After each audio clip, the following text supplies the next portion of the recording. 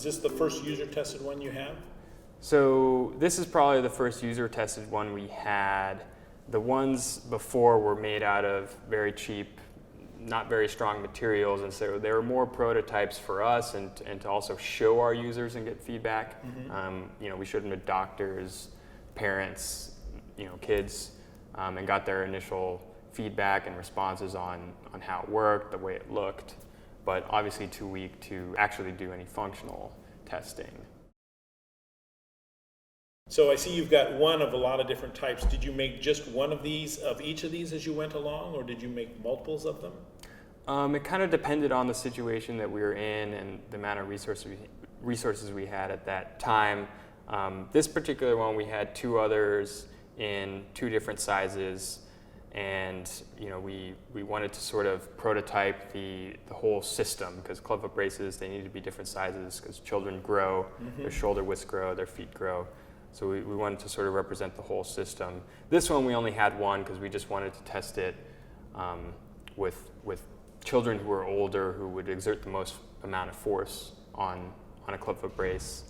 And this one we made to prepare for some user testing over in Brazil, and so we actually made, I think, 8 or so of this version of the clubfoot brace to test with children in the clinic and parents who came in.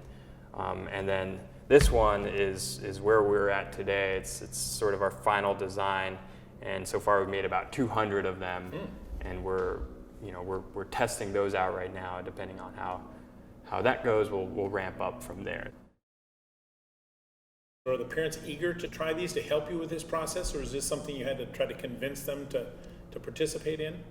Yeah, so the parents are very excited about the idea of a low-cost brace that's really easy to use, because this is something that they struggle with a lot. They struggle with every day, and a lot of these parents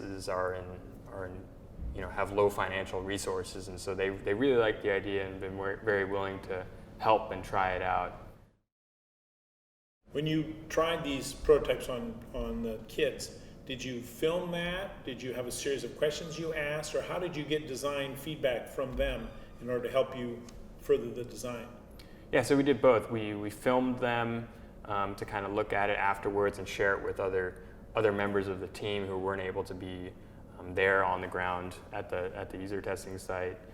And we also asked parents and doctors questions afterwards as well.